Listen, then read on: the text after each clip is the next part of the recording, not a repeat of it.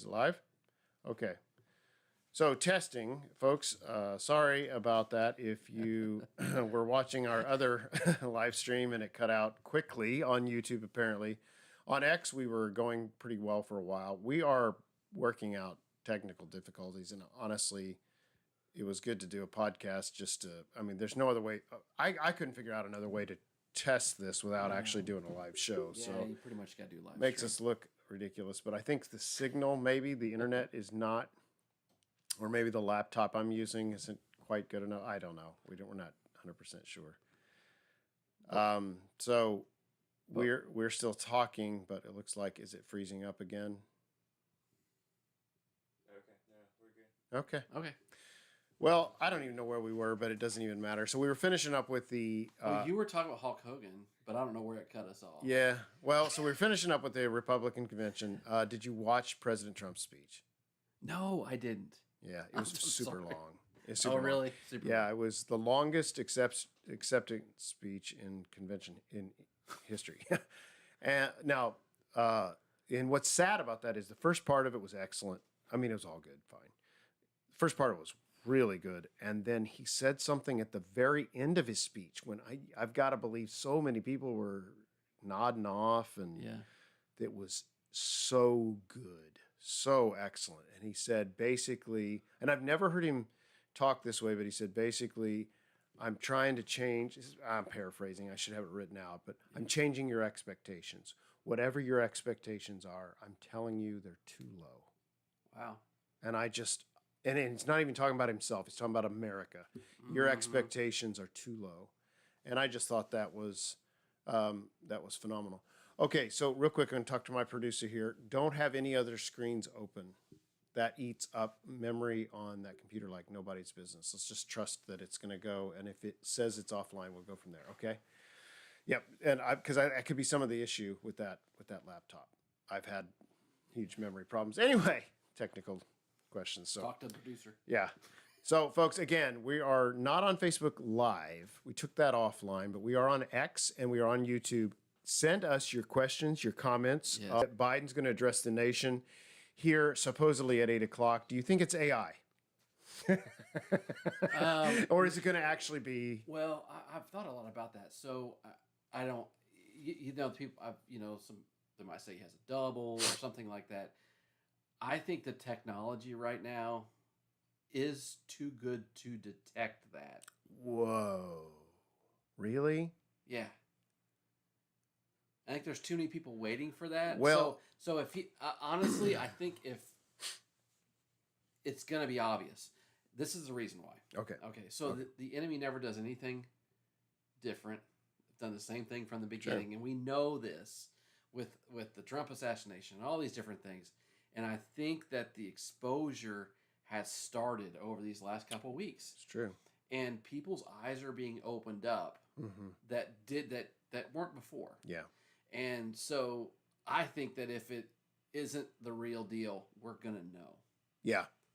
Well, and to your point, they exposed pretty quickly that the resignation letter was not his signature. Very quickly. And then Joe Rogan broke it down to where he proved that the audio call-in to Kamala Harris's campaign was AI, was not a live call from Biden. I mean, there are so many squirrely, deceptive things going on. I feel like in a perfect world that people would have enough sense to know, man, this party does not deserve our vote. They have lied to us so thoroughly. Yeah. And so bold-faced to our faces over the past 4 years, and not just with Biden, obviously, but COVID and all of this stuff. Well, for everybody who would see it for what it is, they would say that. Yeah. But the problem is the media. Right. The problem is the way the media, they try to manipulate every single thing. And okay, so I mean, let me say this. I mean, there's a lot of people to blame in politics. There's a lot of deception there, but the media is the deceiver. Absolutely. So Rush always made the point that the media is the the Democrat Party. The media is the Democrat Party. And what you notice is just eerily, these folks will say the same phrases. They'll fall into lockstep. Doesn't matter what network you're looking at. When a major event like the assassination or the debate debacle happened, they were all speaking the same thing immediately, like they got their marching orders.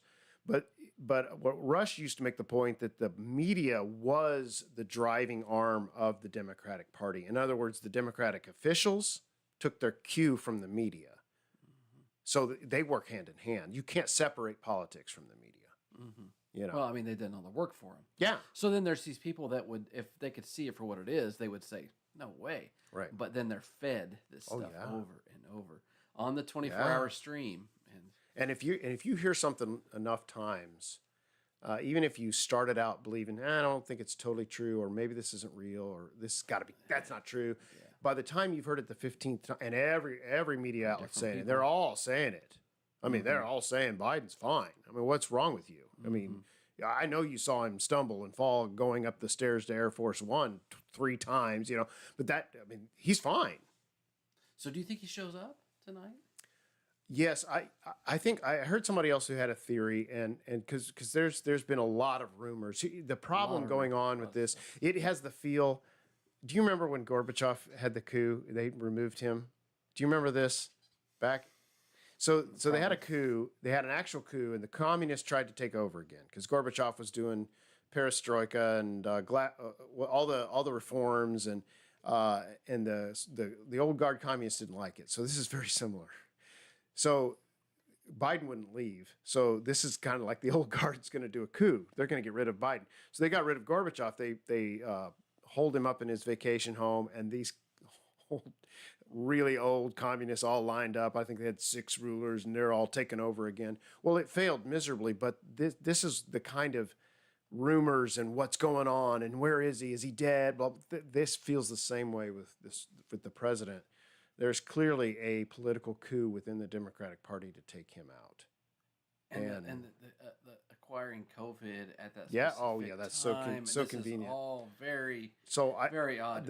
One of the it's theories really surprising because I've heard he's been vaxxed and boosted beyond belief. Well, yeah. Gosh, I can't believe he's still going. Right. One of the theories was that he wasn't actually dying because there was a lot of rumors out that he was dying, he was near death, and blah blah blah. But one of the other theories I heard was that he wasn't actually dying. It's just that they couldn't trust him not to spill the beans if he got in front of a microphone. And that makes a lot of sense. Yeah. That makes more sense to me than that he's on death's door, which is what we heard. I mean, I don't know. It would be. I think, honestly, if he's on death's door, something else happened. Oh, yeah. I mean, something else happened. It wasn't COVID. You think, I was thinking about this, and I hate to think about it, but I was thinking about, they have these doctors that come in to help treat them. All it takes is one overdose. And it's not necessarily an overdose of a medication that kills you instantly. It's an overdose or a missed dose of a medication that kills your kidneys. Yeah. So you stop filtering. Yeah. And then he's already decompensated. But anyway, I mean, it just takes a very small slip of a medical error that could cause it. And then, I mean, are they going to go back and look at it? Who knows? They won't. Yeah. But anyway, I mean, how much money is being thrown around in this situation to get him out? So I think there is, do you think Trump's going to win? Yeah. Yeah. Do you think the Democrats are going to give up on the presidential race? So I think that's an interesting thing I've heard is that I thought initially I'd heard they were going to leave Biden in and then just kind of let him take all the heat and then go down. Now I'm kind of feeling like they might let Kamala be in, let her take it, and because they need rid of her anyway. Well, that's true. She's kind of a... She's more unpopular than Biden. She's very unpopular. She's not an Obama. She's not smooth. She's not. She's very, and she cannot be their face for 4 years. So honestly, I don't think that they should put up a good candidate against Trump. The problem is that they will fight to do anything to win because they're gonna be exposed. Yeah. Both sides. Right. He's done, and this is the beauty. Yeah. Randy said that Who did? Brandon. Randy, he said he can hear you, but only Can't me. hear me. I think you got to tilt it down a little bit, and you got to stay near it. Oh, sweet. There you Oh, go. Randy, Cool. if you can hear us, Dead just mic, type- baby. There you go. There Dead you go. mic. I am back a little far. Yeah, you so- were back a little Yeah. far. So, So- anyway, I fully kind of goes into Trump's decision for J.D. Vance, Mm-hmm. and I think it does seem like an interesting decision. I absolutely love it. Yeah. Main Me reason too. is because anybody in leadership needs to surround themselves. This is right along the lines of Micah Beckwith and Braun. Surround yourself with somebody who does not have your exact views. And it's obvious Mm-hmm. that back when J.D. Vance, a few years ago, right, did not have Trump's views. Yeah. But he came around. He came around back when Trump was kind of unpopular, like Right. 2021 or Right. so. No, it's been a He while. came back around then. Yeah. But his history of his childhood trauma Yeah. and what he's been through is exactly what this country needs. It's Midwest America. And Middle it America. really is, because the our future is based upon the next generation. Yeah. Yeah. And right now, there are so much trauma being done, and generational trauma, and so many other Yeah. problems that he got through. Yeah. And I'm really hopeful in the fact that when Trump was making this decision, I know, for one, I really believe it's a God-led decision that he's doing this, and he's thinking about the next generation. This is not like I'm going to have 4 years, and he probably understands now it's hard to get anything done in 4 years. Right. But if I set this thing up Exactly. for my grandchildren Yeah, and their grandchildren, exactly. especially his grandchildren, I'm sure he's thinking about that now. Mhm. How can I set this up for my grandchildren? Because people with that type of leadership skills that he has, and that type of business, that type of money, they never make investments based upon what they're going to get tomorrow, next year, a year from that. It's Yeah. always based on what's going to come in the future and came from. So that's why I like. And actually, I was able to watch one of J.D. Vance's TED Talks from 7 years ago. Oh, really? He did a Now TED, that's he did a interesting. TED Talk, right? Okay. It's really good. It was back when I think the initial video of him that he did with the movie that turned a book that turned to Yeah. a movie. Hillbilly elegy. Yeah, he really explained it well in this TED Talk, and Mhm. he was straight up in there. And I'm sure a lot of people in the room were like, "What?" when he said a few things. Really hopeful, and this was 7 years ago. I mean, this guy's grown over the last 7 years. Yeah. But heck, he was probably 30 then. Yeah. Right? He's 37 Yeah. now. He's 39. 39. So Yeah. 32 then. So Mhm. Yeah. anyway. Well, and for all the folks that have said that Trump's a narcissist, because you'll hear that all the time, he's a narcissist. No narcissist sets up a succession, a proper succession. That's right. They don't. They don't, They no. can't think. They don't even want one because they want people to always remember them, and they were the pinnacle of everything. Now Trump will say that, which is so funny, but and he'll spit. But he's not narcissistic. In fact, what you hear from people who know him is, wow, the media representation of this man is so 180 degrees out of whack. Yeah. He's the kindest, most generous person I've ever met. And honestly, I've heard those stories long before he was even president. When he was, on the Apprentice show and all this sort of stuff, when you look into his life, he has always been a very, very generous, kind person. You're never going to hear that out of the media. No. But no. it is what it is. I like it. I like it a lot. He is young, but it could be a really good thing for the Republican Party and for this country. So I'm pretty happy about that. Yeah. And he's not going to fight. He's not going to fight Trump. And hey, if the Democrats steal another election, he's not going to sit there and certify it. He's not going to. Anyway, okay, so we've got Biden going on locally. I don't know if you wanted to talk about this at all. I know this isn't presidential politics, but we just had a pretty tragic loss of life here in Vigo County with Sheriff John Plassey passing away. They announced that today from pancreatic cancer. And I knew that 2 years ago he ran for re-election, was diagnosed with it, but the prognosis would be good, and that he would make it.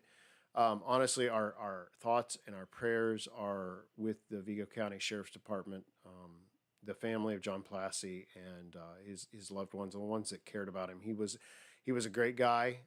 Everybody, both sides of the aisle. He was a different party than us, but so many people loved him, respected him, would follow him anywhere. And Vigo County is much poorer tonight because of that. And I just think the community is probably hurting a little bit. They're going to have to replace him. Nobody's going to be able to fill those shoes. But I thought before we ended, and I'm not say we're going to end now, but before we ended, I did want to get that out there. That's the community we live in. And I think the only criticism he ever received was that he protected his officers too well. Yeah, that's a great criticism. And that's heck yeah. As a leader, I mean, that's such a great thing for all of us to learn from, is that, he made sure, and it was never about, militarizing or whatever. It was never that. He wanted to make sure those people were protected. Yeah. Because I think he was there for Officer Pitts when he was shot. Yes. I think he was one of the guys on the scene first. And after you would be able to see something like that, and you had the power to be able to prevent it in another time, you would do everything you could. Absolutely. And I think that his, I think his leadership was, ordained for this time that we had here. Yep. And I'm sure that he was thinking about setting up leadership going forward and bringing up leaders under him. But it's a pretty major loss. And he fought so hard. That pancreatic cancer is... it's brutal. It's usually a death sentence. I've lost a good friend to pancreatic cancer, and it was quick. He fought this for well over 2 years. So and went through many different procedures, up and down, and fought. Yeah. He fought. He fought in the Marine. Was he a Marine? That I don't know. He was in the military. Yeah, he was in the military And fought for our country Iraq, over there. Yeah. Yeah. So that's on a kind of a sad note. Just so much going on right now. So it's just kind of a crazy time. I was taking some time away. If you notice, I'm a little bit. For those of you who see, I'm a little bit tanner than usual, and it's because I was frying out on the pool at Shakamak State Park. Me and the family went out and camped for 3 days and had a really good time. Cool. Is the pool still pretty nice? That pool is amazing. Honestly, it is so cool. Me and Grace and Drew went down those slides over and over and over again. I'm actually pretty sore from walking that tower so many times to get up to it. But if you guys get an opportunity, Shakamak's a great park. Their campgrounds are my favorite of all the state parks, and that's a great pool. So it was a lot of fun. We just chilled out. It was a good time to go camping. It was. It was good, and you don't normally get weather like what we were able to get, so it kind of chiseled that out. But I wanted to come back. I wanted to do this podcast because there's so much going on. I did want to comment on everything. It's just sometimes it's just happening so fast, and but I just feel like overall that there's kind of a reassurance that after the assassination attempt, there's kind of the pre and the post. And when that assassination attempt, and I didn't realize this till a little bit later, but that there were 3 bullets that went by him at that time. Did you realize that? 3. And if he had moved his head at any time, we would have lost him, and things would have been so different.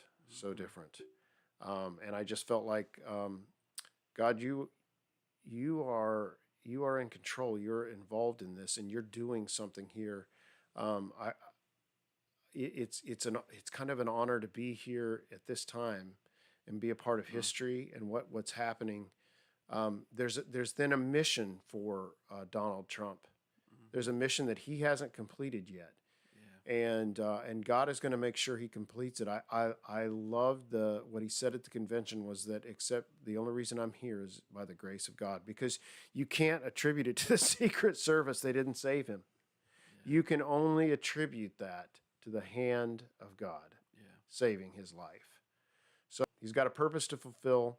That gives me hope. 2 years ago, I wrote a piece. It's on my blog. It's way back because it was 2 years ago, but I just felt at the time I had hope for America because I could see. I mean, I'm not necessarily the most perceptive person, but eventually you start to see things. And I just thought with Elon Musk, Tucker Carlson, and Donald Trump, it was clear to me God was raising up these people who maybe weren't, the most Christian people. They weren't pastors and evangelists, but they were going to mold and save America. They were culture shifters, if you will, or they were able to disciple the nation towards a goal that God has for America. He's not done with America. That's right. And that's a really, sometimes you wonder. I mean, it's gotten so dark lately, so bad, but I take a lot of hope. I take a lot of encouragement from that. So, and I hope people do too. They're watching or listening, because I think that it can get very dark, and you think, okay, as a Christian, okay, when are we getting out of here? right. But we're not called to be Right. to get out of here. No. We're called to change. Yeah. We're called to change this earth. And so I think that there's been a lot of hope that's come out of Yeah. this. Yeah. I mean, I saw some interesting models of the head tilt. Yeah. I'm sure almost everybody's seen the picture of the head tilt. And that weird thing, how he always kind of tilts his head weird, I'll be honest. But he tilted his head that last second, and they showed if he didn't do that, I mean, obviously you can It taking the back of his head off. Yeah. Yeah. I mean, is that close? And I also heard that he rewrote his speech, right? Yeah, he did. Absolutely. And you After could tell, that obviously, experience, yeah. yes. I mean, so he may have put the other speech on it too. Well, that's what I feel like happened. There was the rewriting the speech, and then I'm going to add the other speech The other stuff to it, yeah. because he went through point by point of the platform. Folks said, "Listen, hey, he just survived. He wasn't expected to live. He just survived an assassination. He can talk however long he wants," and that's absolutely true. But I'm like, I just want to see the balloons drop. I just want to see we had me and the kids are like, their eyes are drooping. It's like, we just want to see the balloons. And those balloons were amazing. If you got to see it at the end. No, I didn't. Oh yeah, because yeah. Anyway, it was really cool. It was really cool. And I'm excited. But my hope isn't in politics or a politician. It is in the Lord. But the fact that God's involved, he's on the scene, he's taken over the politics of this. And just to hear how many people mention the Lord, Yeah. it's like God is doing something here. I think the fields are ripe for a harvest, and I think our churches right now actually are seeing increases in attendance everywhere. I think maybe this next generation starting to return to church, is that possible? Is that a trend? I think it is a trend. Yeah. I'd like to look at Barna is the one who does a lot of studies in church. I have to do some research on that, or if anybody knows that. But because what we've seen locally is a lot of young families are returning to church, coming to church, and that's a net positive for America. That's a net positive for our communities because we hear the truth. We get our hearts and lives right with God, and we clean our consciences, and we get out there and we start to live differently, and that affects everybody in a positive way. So I'm excited. What did you say? You said he said at the end of his speech. What was it again? He just looked right at the camera and he said, "I just want to tell you, whatever your expectations are, they're too low, and I'm wanting to change your expectations to be higher. Whatever they are, they need to be higher." And I'm like. And again, I'm paraphrasing, but that's pretty close to it. It's certainly in the spirit of it. And I'm drooping, waiting for the balloons to drop. But I'm like, wow, that is a prophetic, powerful statement that I don't even know if he understood how powerful that was. I know. But that is, I think that's a message to the body of Christ. Change your perspective and your expectations. What your expectations were for America, they're too low. I mean, what if the Lord was saying that to you and to us and to me and to the body of Christ? I mean, take Trump out of it because I think that's where a lot of people stumble. A lot of Christians stumble. They go, "Oh, Trump, blah, blah." What if God's using him like not to be disrespectful, but what if God's using him like he used the donkey? What if God's using him like he used, any of the people in the Bible that weren't even Christians and just would say something? What if God's saying, "I want your expectations of America, whatever they are, I want them to be higher. God's saying, I have a purpose for America that you have yet to see." If that's the case, man, the body of Christ needs to get active. We are being way too passive here and letting a society just slide off into the abyss. And we're not, I mean, well, it's all going to hell someday. No, maybe it's not. Yeah. Maybe it's not supposed to. I don't know. I love Tucker Carlson because he just said, is God for me or am I for God? Well, I'll tell you what, one thing's for sure. He's here. He's in our midst. And that's good enough. And that's pretty. Yeah. pretty I was thinking about what Trump said even farther than I just think about it from a father's perspective. Okay. And I'm not saying he's not called to father a nation or anything like that. I don't believe that. But the words that he said, if there were the next generation of children or young people hearing that from their father, hold on.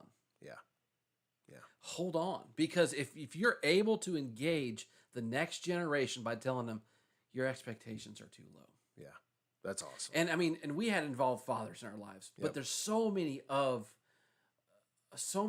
young kids and even middle-aged people and just Americans that have not had fathers involved in their lives to tell them something like that, like you're setting your bar too low. Yeah. There's more to this. Yeah. And that simple phrase can set somebody absolutely on fire. Absolutely. And I think about, and I go back to J.D. Vance, but he was one of the situations that he had a couple people in his life that were a train wreck, but turned it around at the right time. Yeah. And then the Marines did it for him too, because it was a father type figure for him. And I think that's where we're called in our age is to help to steward the next generation. Well, I'm still and pretty to young, father. but Yes, something like that. Right. But anyway, I thought absolutely. those are kind of those are strong words from like a father's perspective. Yeah. Over a country. And a lot of people don't realize the power of those words, blessing and cursing. They don't realize the power of it. Yes. And it is powerful. You've got to, if you're a dad, you got to watch what you say. Oh, everybody's been on both sides of it. Everybody's been on both sides of it. And then receiving it too. So Yeah. Well, we're gonna probably wrap up here. We didn't want to go too long, and obviously we had some pretty bad technical issues in the middle of this, but hopefully we've got it. Some of it ironed out. We'll try to figure out if we need more bandwidth in our internet or what it is. Maybe the computers too. Whatever. And we need $1,000 computer. Yeah, Andrew. if you would like to send us a $1,000 computer, if you'd like please to send us an sponsor email, and we will tell you the address. Yes, we should be. We do actually have a couple sponsors, but it's myself. So I mean, I'd have to promote my website because I There you go. pay for software. So Yes. I'm a sponsor, and I'm Yes. also on the show, which you've noticed. Yes. So I could do that. AndrewTMcNeil.com. If you want to go there, that's my blog site. It's a great place to sign up, get updates. I did send out an email, which erroneously would, if you clicked on it, then you saw it crash. So anyway, that's you get the insider tips on when we crash and all that kind of stuff. Also, my perspective. It's called Perspectives from the Heartland, but it's AndrewTMcNeil.com, and that is one of our sponsors. So. Oh, the RT Clinic is a sponsor? It absolutely is. Yeah, if Tell us you're about the interested. RT Clinic. Well, it's just my website. So rt-clinic.com. Yeah. It's usually a lot of different things that have to do with medical stuff.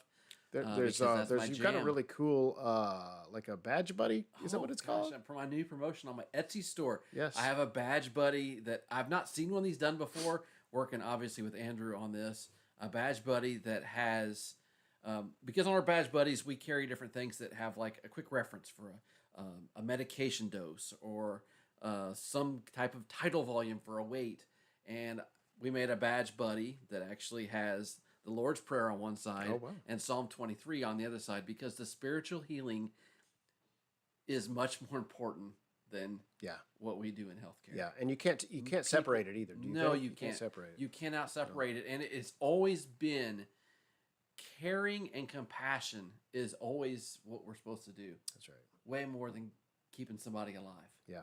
And I think that, hopefully we're moving that direction. Those badge buddies are available on there, though, if you need to remember those things. All It right. looks like the false president right now is on. So he is alive. I don't know. He's looking very robotic, but we'll see. Yeah. So we're gonna go ahead and sign off, folks. Thank you so much for for watching these and listening. Also, if you're listening, because we have a lot of listeners who just listen on a podcasting service. Jimmy and I appreciate it. We do take time out of our very busy weeks to do this. It's a joy and a pleasure to is, do it, yeah. but it's kind of hard to to get that time. Please, if you're interested, send us you got any questions or comments, please send us an email at the MC Squared Podcast at gmail.com. Yes. The MC Squared Podcast at gmail.com. Follow us, like us, subscribe, whatever on YouTube. I think that's probably about it. That's it, and we'll see you See you next. not too long from now. Yep.